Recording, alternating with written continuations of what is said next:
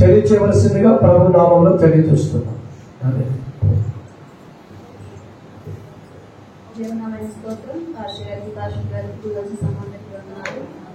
అందరూ ఒక నిమిషం కలలు వచ్చినట్లయితే ప్రార్థన చేస్తున్నాం. మహాపరిశుద్ధుడా, నీకే ఒక స్తోత్రం చెల్లిస్తున్నాను ప్రభావ. ఏ రీతిగా ఎన్నికైనాను ప్రభావ. అయ్యా, ఈ సమయంలో ఎక్కడ నిలబెట్టి ప్రభావ మీరు శిలువలో కలిగిన శ్రేష్టమైన మాటను ప్రభావ నా నోటి గుండా తెలియజేయడానికి మీరు ఇచ్చిన అవకాశాన్ని బట్టి వందనాలు ప్రభావ. ఈ కృప, నీ సహాయం, నీ ధైర్యం పొంది చేయండి. అయ్యా, నేను మాట్లాడిన ప్రతి ఒక్క మాట కూడా ప్రతి ఒక్కరికి అర్థమయ్యే రీతిలో నేను చెప్పినట్లు కూడా సహాయం దయచేయమని యేసునామమున ప్రార్థించి అడిగి వేడుకుంటున్నాము తండ్రి. ఆమేన్. కఠినులెల్లరి కటముతో కొరడాలతో కొట్టిరి, కిరీటమల్లి శిరముపై అరిమి పట్టిరి. కఠినులెల్లరి కటముతో కొరడాలతో కొట్టిరి, కిరీటమల్లి శిరముపై అరిమి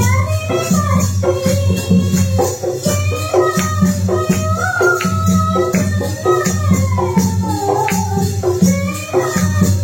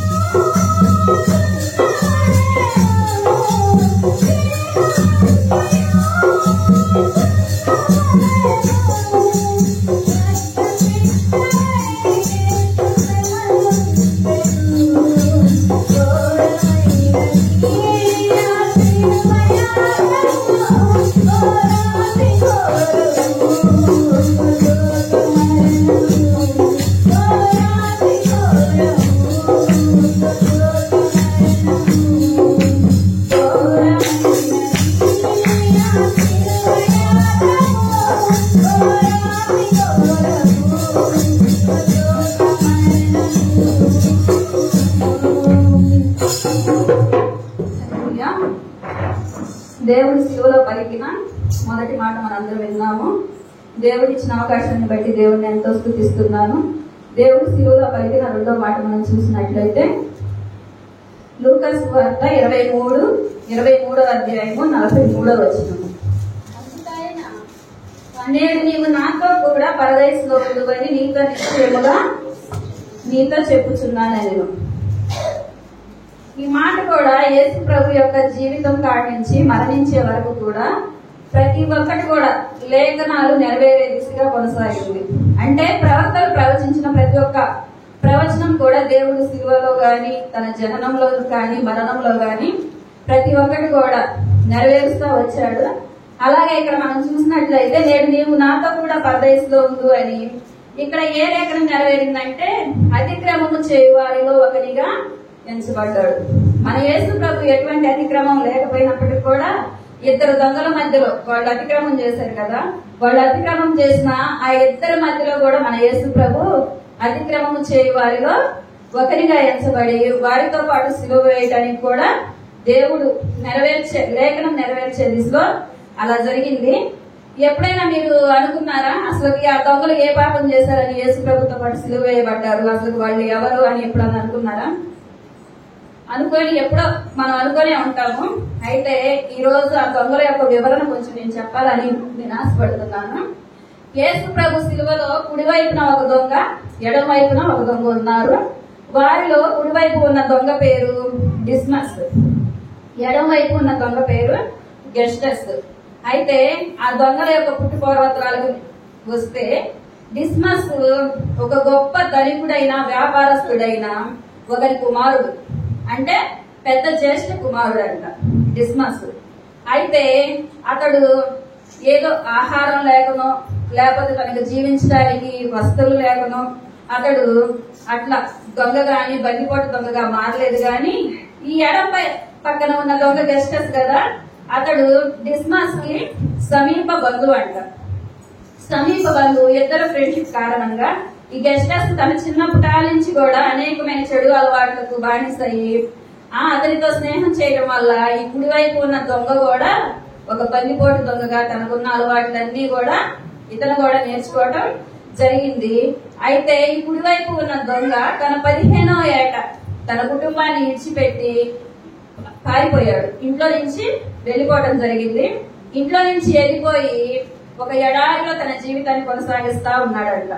ఎడారిలో జీవితాన్ని కొనసాగిస్తా ఉండి ఎడారిలో వస్తూ పోతూ ఉన్న వారిని కొట్టి, వాళ్ళ దగ్గర అనేకమైన వస్తువులు ఉంటే వాటిని తీసుకొని అవసరమైతే హత్య చేయడం, అలాగా కొనసాగిస్తా తన జీవితాన్ని కొనసాగిస్తా ఉన్నాడు. అట్లాగా ఇద్దరు కూడా గెస్టర్స్ డిస్మస్ ఇద్దరు అలా కొనసాగిస్తా ఉన్నారు. కొన్ని దినాలైన తర్వాత అట్లా కొన్ని సంవత్సరాలు కొనసాగింది. కానీ వాళ్ళని బంధించడం కానీ నేర రుజువులు కానీ ఏం జరగలేదు.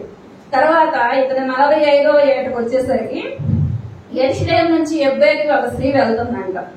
వెళ్తున్నప్పుడు ఈ గెస్టర్స్ డిస్మస్ ఇద్దరు కలిసి ఆమెను బలవంతం చేసి ఆమె దగ్గర ఉన్న వస్తువులన్నిటిని తీసుకొని ఆమెను హతమారుస్తారు. హతమార్చినప్పుడు ఇంకా ఏం జరిగింది, పిలాతు వాళ్ళని ఇద్దరిని పట్టుకొని బంధించి వాళ్ళ నేర స్థాపన చేసి వాళ్ళ నేరం అయితే రుజువైంది. ఈ నేర స్థాపనలో ఇతరులను కూడా యేసు ప్రభుతో పాటు బందీలుగా బంధించి జైల్లో వేయడం అయితే జరుగుతుంది.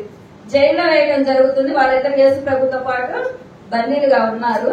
ఇంకా అయితే యేసు ప్రభుని వెంటనే సిలువకి అయితే వేయలేదు కదా, ఆ రేతి అంతా ఉంచారు. తర్వాత శ్రమలకు గురి చేశారు. యేసు ప్రభుని సిలువ వేయడం జరిగింది. అయితే యేసు ప్రభు సిలువ శ్రమలు ఈ సిలువ మోసేటప్పుడు ఏం జరిగిందంటే అతనికి ముళ్ళ కిరీటాన్ని పెట్టారు కదా. ముళ్ళ కిరీటాన్ని పెట్టినప్పుడు రక్తం అయితే కారుతా ఉంటది. రక్తం కారుతున్నప్పుడు వెరోనికా యొక్క సహోదరు ఉంటదంట. ఆమె ఏం చేసింది, ఒక తెల్లని వైట్ క్లాత్ తీసుకొని యేసు ప్రభు ముఖానికి అద్దింది. అద్దినప్పుడు ఏం జరిగిందంటే యేసు ప్రభు స్వరూపం మొహం అంతా ఒక డ్రాయింగ్ అయితే తీసినట్టుగా ఆ క్లాత్ మీద పడింది. ఈ కుడివైపున ఉన్న దొంగ అట్లాగా అసలు ఆ ముఖం ఆ స్వరూపం అసలు ఎలా పడింది, మామూలుగా మనం అద్దితే బ్లడ్ మాత్రమే ఆ క్లాత్ మీద పడింది. ఈమె అద్దినప్పుడు అసలు యేసు ప్రభు స్వరూపం ఎలా పడింది అని అక్కడి నుంచి ఆ డిస్మస్ యేసు ప్రభుని గమనిస్తా ఉన్నాడంట.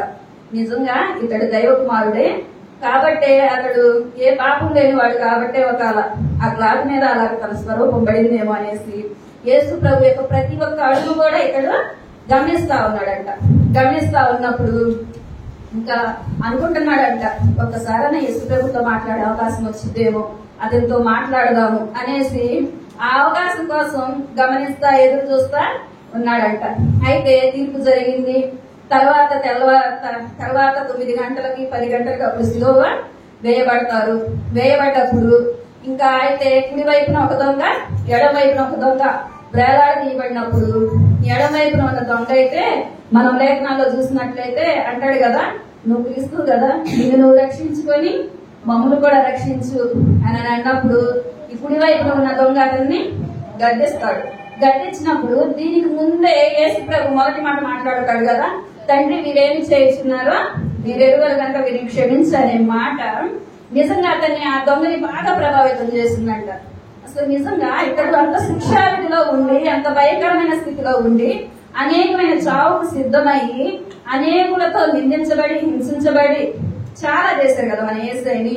అలా చేసినప్పటికీ కూడా ఇంతటి క్షమాపణ అతనిలో ఎలా వచ్చింది అనేసి ఆ మాట, తండ్రి వీరేమి చేస్తున్నారో వీరెరుగరు కనుక వీరు క్షమించండి అని చెప్పాడు.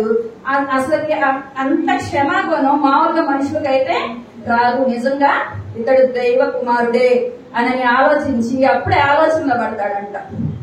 ఆలోచనలో పడి ఆ మొదటి మాట అయితే ఇతన్ని బాగా ప్రభావితం చేస్తుందంట.